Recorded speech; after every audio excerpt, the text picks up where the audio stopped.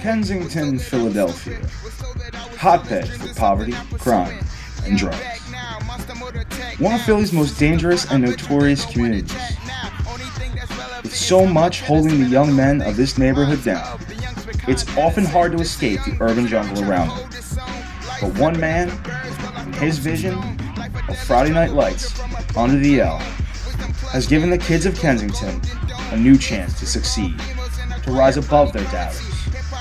This is Rise of the Tiger.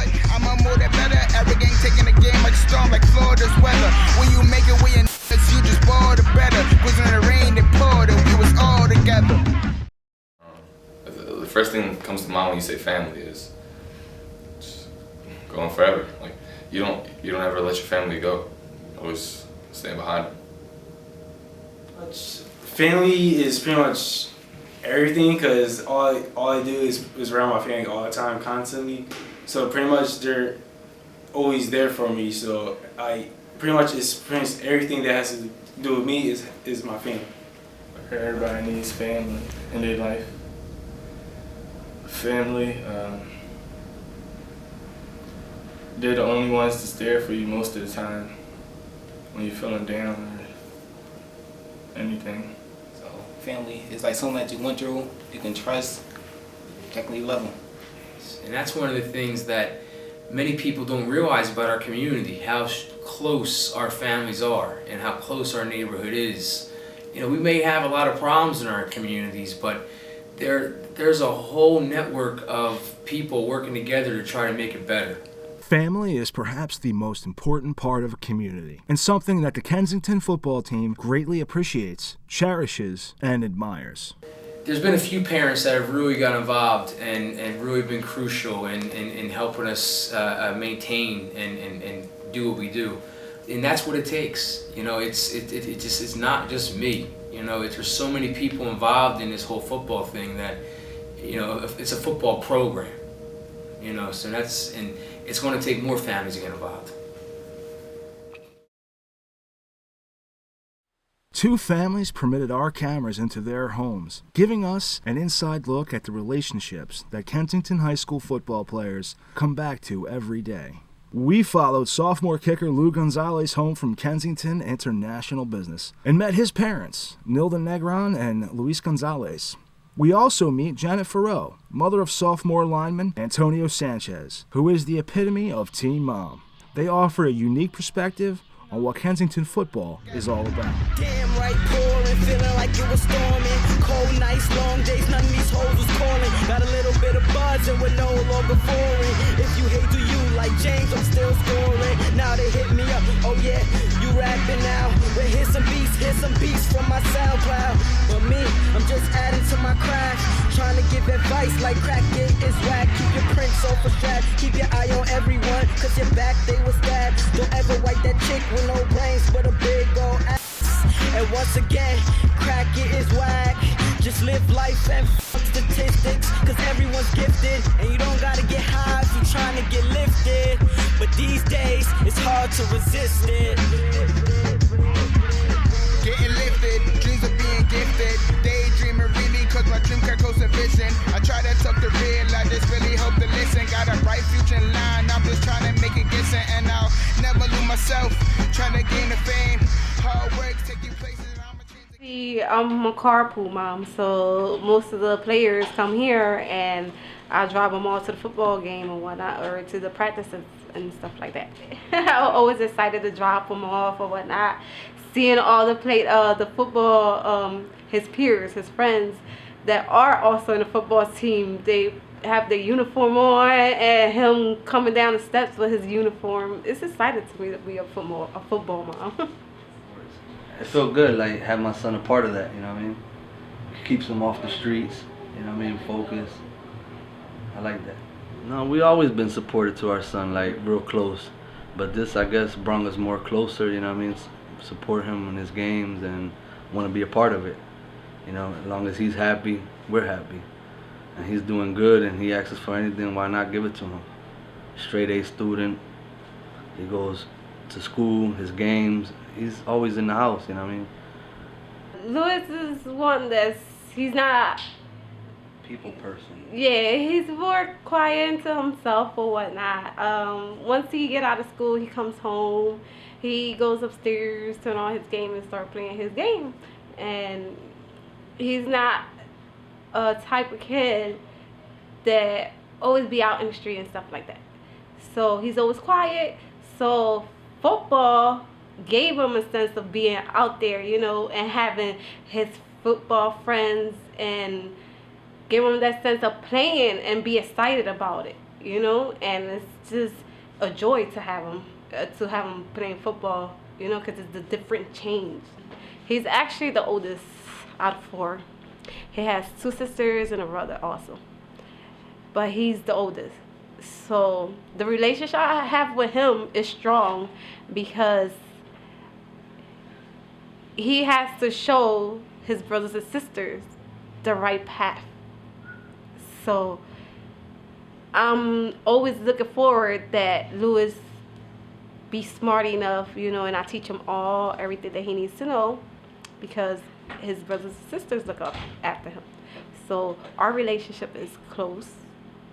I love him. He loves me. We play together. We play video games, you know. We have a great relationship. Like as we said, whenever he asks us for anything, we give it to him. Like we can't say no. It just came out Black Ops 2. We just gave it to him, like, you know, just to keep him off the streets and away from, you know what I mean, keep him on a positive track. You know what I mean. We can't ask no more from him. He's way more than blew our expectations. Good kid. I'm more than proud of my son Lewis, because has done everything and more than my expectations of him. He has gone beyond, you know. And as a parent, who could ask for any more when they have good grades, you know? He has good friends around him. He loves the family. Like, he's doing good in school. Like, everything. Like, who could ask for anything more? He don't be in trouble, never in trouble. Quiet kid, lay back. I can't ask for nothing more than this. You know, love him. I'm more than proud of Lewis. Okay, my name's Janet Faru. I'm a school police officer for the school district for about 18 years or so, 19 years. My son plays for the Kensington Tigers. My family means everything to me. They're top.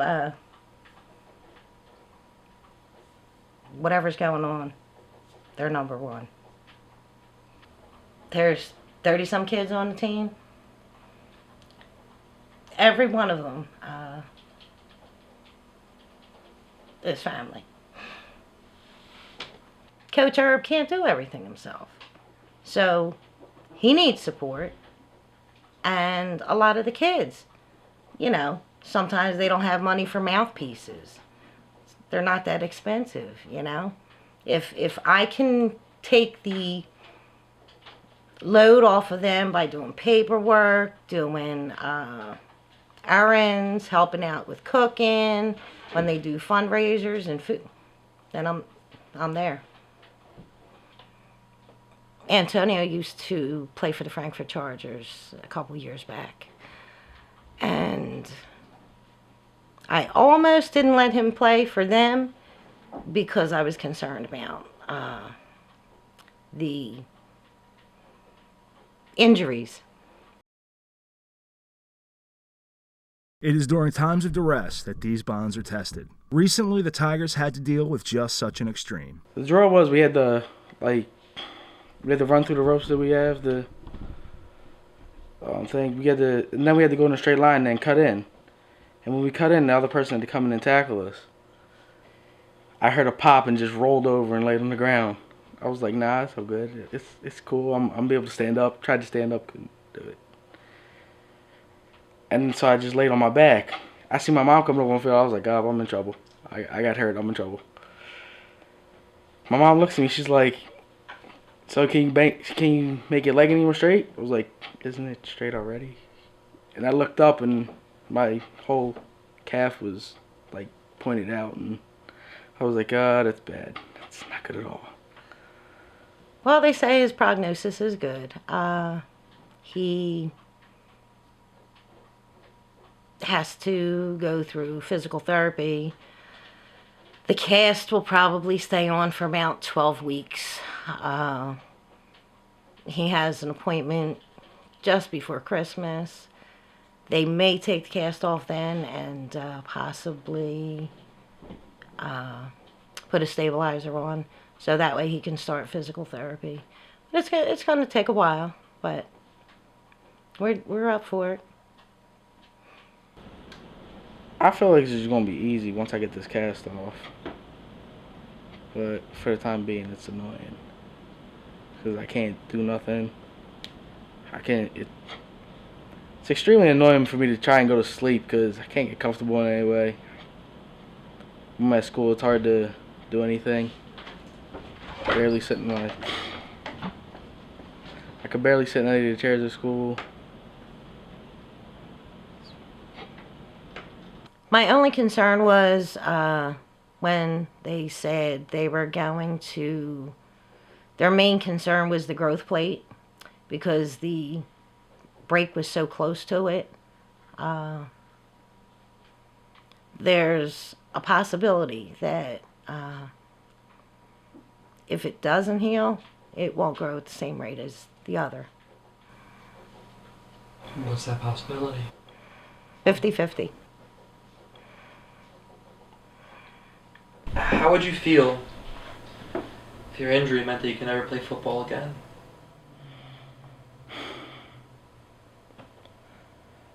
Be pretty devastated. Because I love football. It's one of the things that's keeping me out of trouble, keeping me alive, pushing me to do better.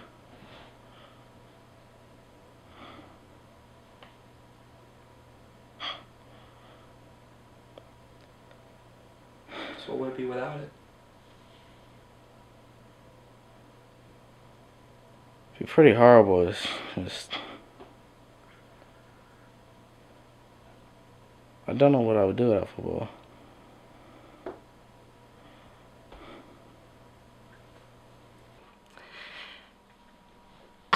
When I walked onto the field and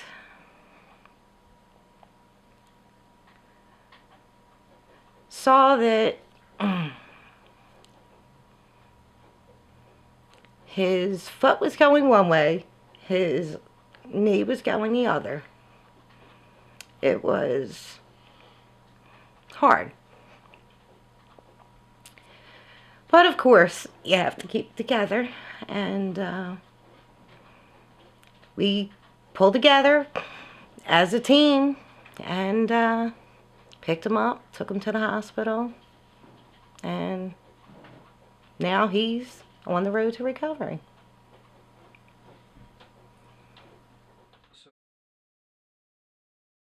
We want to push family in the sense that I want these kids to feel that it's bigger than just football. And since we do spend so much time together, starting in mid-May with spring practice, and the guys work out together during the summertime, and then I come up in August, and we spend a lot of time together. So these guys need to know that when there is a problem, that there are coaches and other teammates that do care about them, and there's a support system here for them. So I think that's very important that these guys have these connections, that not only will last in the next couple months or years, but for hopefully a lifetime. If a football team is the way it's supposed to be, you guys are spending every day together. You're with each other, bleeding and sweating, getting dirty, and fighting for each other, and you just develop a bond. You get close, and then it comes to more than a football field. If one of your teammates is about to get to get into a fight, you're right there, because that's it, and you don't even think about it, because they kind of become family. Depending on each other is what you do in family. And since they're on our same football team. We each got to depend on each other to do our own job. So I really do consider that as becoming family. It's like you gotta depend on each other. To like, if you're at home, you depend on your mother to bring, like, to do her part, like is cooking, cleaning. Well, like on the football, we'll depend like on the quarterback to get the passes out and get a touchdown. And that's like comparing our mother to cooking and cleaning, and feeding us is like the touchdown. Like a roof over our head, food on the table, money for the bills, clothes on our backs. It compares to like the quarterback getting touchdowns every time. Every day I'm out there, I feel like I can trust them more than like regular people. Like people I see every day, I don't like see them as anyone I can like trust. But them, I just don't know. They feel like more family. You gotta know how to work together as a team and a family. Like, coaches even always telling us, like, if there's an argument, just focus on the next play. Just squash it right there and focus on what you have to do to still work together. Like, even during games sometimes you'll see it. It's like, we'll be doing great and then something bad will happen and we'll all just start to fall apart. And then there's people on the team that are always trying to bring us back up. And it's like, instead of fighting each other, we should be working harder to actually do what we gotta do. They're kind of like a bunch of brothers. They're just a bunch of brothers. That's it. And coach is like an uncle or something. Like a really loud uncle.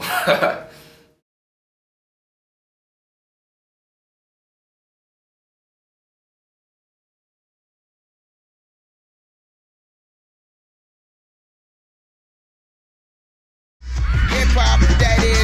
Eat these beats, no fashion. While I stand out on my fashion, keep my exes steady gassing. When I pave the way for my conglomerate. Eric and we conquer shit. Whatever we haven't achieved, believe we gonna accomplish it. Haters made it diss songs, but now they going bonkers, bitch. So who time it is? The era is whack, then Osama's black. If the era is trash, then all these strippers got class. I ain't got the biggest chest and some rock hard ass, but you talk about the team, I might just throw a couple.